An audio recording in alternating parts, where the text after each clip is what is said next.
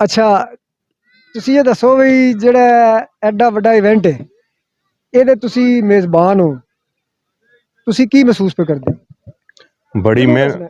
ਮੈਂ ਕਹਿੰਦਾ ਪਿਆ ਬੜੀ ਮਿਹਨਤ ਕੀਤੀ ਸਾਡੇ ਸਾਰੇ ਭਰਾਵਾਂ ਨੇ, ਜਿਤਨੇ ਸਾਡੇ ਮਤਲਬ ਹੈ ਯਾਰ ਦੋਸਤ ਨੇ, ਜਿਤਨੇ ਸਾਡੇ ਕਲੱਬ ਦੇ ਨੇ, ਸਾਰੇ ਪਿੰਡ ਵਾਲਿਆਂ ਨੇ, ਸਾਰਿਆਂ ਨੇ ਬੜਾ ਤਾਮਨ ਕੀਤਾ ਹੈ।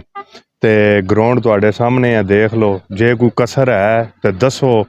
ਜਿਹਨੂੰ ਵੀ ਕੋਈ ਕਿਸੇ ਬੰਦੇ ਨੂੰ ਵੀ ਸ਼ੱਕ ਹੈ, ਉਹ ਆਵੇ, ਆ ਕੇ ਸਾਨੂੰ ਟੋਕੇ ਹੈ ਗਲਤ ਪੇ ਕਰਦੇ ਹੋ, ਅਸੀਂ ਉਹਦੀ ਨਾ ਗੱਲ ਮੰਨੀਏ ਫਿਰ ਉਹ ਇਤਰਾਜ਼ ਕਰੇ। ਹਰ ਇੱਕ ਸ਼ੈ ਅਲਹਮਦੁਲਿਲਾ ਹਾਲ ਦੀ ਘੜੀ ਤਾਈਂ ਤੇ ਬਿਲਕੁਲ ਠੀਕ ਹੈ। ਤੇ ਅੱਗੂ ਅੱਲਾ ਦੀ ਜ਼ਾਤ ਨੂੰ ਮਨਜ਼ੂਰ ਹੈ, ਇਨਸ਼ਾਅੱਲਾ ਅੱਲਾ ਪਾਕ ਬਿਹਤਰ ਕਰੇਗਾ। ਤੁਹਾਡੇ ਦਿਲੀ ਜਜ਼ਬਾਤ ਕੀ ਨੇ? ਦਿਲੀ ਜਜ਼ਬਾਤ, ਅਸੀਂ ਹੁਣ ਐਡੀ ਦੂਰੋਂ ਆਏ ਆ, ਦਿਲੀ ਜਜ਼ਬਾਤ ਦੇ ਫਿਰ ਤੁਸੀਂ ਸਮਝ ਲਓ ਨਾ। ਮੇਜ਼ਬਾਨ ਹੋਣ ਦੇ ਹਵਾਲੇ ਨਾਲ ਮਹਿਮਾਨ ਤੁਹਾਡੇ ਆਨੇ ਮਹਿਮਾਨ ਆਉਣੇ ਨੇ ਪੂਰੇ ਪਾਕਿਸਤਾਨ ਚੋਂ, ਸੈਂਕੜਿਆਂ ਹਿਸਾਬ ਤੇ ਅੱਲਾ ਦੀ ਰਹਿਮਤ ਆਉਣੀ ਹੈ। ਤੁਹਾਡੇ ਉਹਨਾਂ ਦੇ ਇਸਤਕਬਾਲ ਵਾਸਤੇ ਜਾਂ ਇੰਨੇ ਮਹਿਮਾਨ ਆਉਣ ਤੇ ਤੁਹਾਡੀ ਜ਼ਿੰਦਗੀ ਦੀ ਇੱਕ ਦਿਨ ਕੈਸਾ ਹੈ ਜਾਂ ਕੀ ਮਹਿਸੂਸ ਕਰ?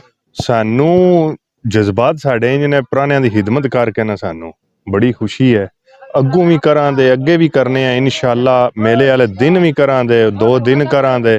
ਸਾਨੂੰ ਇਹ ਜਜ਼ਬਾਤ ਨੇ, ਖੈਰ ਖਰੀਅਤ ਨਾਲ ਸਾਡੇ ਪੁਰਾਣੇ ਖੁਸ਼ ਜਾਣ, ਕੋਈ ਬੰਦਾ ਲਾਂਭਾ ਗਿਲਾ ਨਾ ਕਰੇ ਤੇ ਸਾਨੂੰ ਜਿਹੜਾ ਸਾਰਾ ਕੁਝ ਸਾਡਾ ਕਵਰ ਹੋ ਜਾਏਦਾ, ਜੇ ਸਾਡੇ ਮਹਿਮਾਨ ਖੁਸ਼ ਚਲੇ ਜਾਣ। ਸਾਡੇ ਬੰਦੇ ਦਾ ਪੈਗਾਮ ਖਾਸ ਤੌਰ ਤੇ ਸਾਡੇ ਪੰਜਾਬ ਦੇ ਬੰਦੇ ਦਾ, ਇੰਡੀਅਨ ਤੇ ਪਾਕਿਸਤਾਨੀ ਪੰਜਾਬ ਜਿਹੜਾ ਹੈ, ਪੰਜਾਬੀ ਇੰਡੀਅਨ ਵੀ ਸਾਡੇ ਵੇਖਦੇ ਨੇ ਬੜੇ ਸ਼ੌਕ ਨਾਲ। ਖਾਸ ਪਾਕਿਸਤਾਨੀ ਪੰਜਾਬ ਨਜ਼ਾਬਾਦੀ ਜਿਹੜੀ ਇਹਦੇ ਸ਼ੌਕ ਹੈ ਵੈ, ਇਹਦਾ ਇਹ ਵੈ ਕਿ ਇਹ ਬੜਾ ਚੰਗਾ ਸ਼ੌਕ ਹੈ, ਬੜਾ ਅੱਛਾ ਸ਼ੌਕ ਹੈ। ਕਿਉਂਕਿ ਜਿਤਨੇ ਹੁਣ ਹੈ ਬੱਚੇ ਵੇਖਦੇ ਹੋ ਕਿ ਤੁਸੀਂ ਇੱਥੇ ਘੁੰਮ ਫਿਰ ਰਹੇ ਨੇ, ਸਾਰੇ ਹੁਣ ਘੋੜਿਆਂ ਦਾ ਸ਼ੌਕ ਰੱਖਦੇ ਨੇ।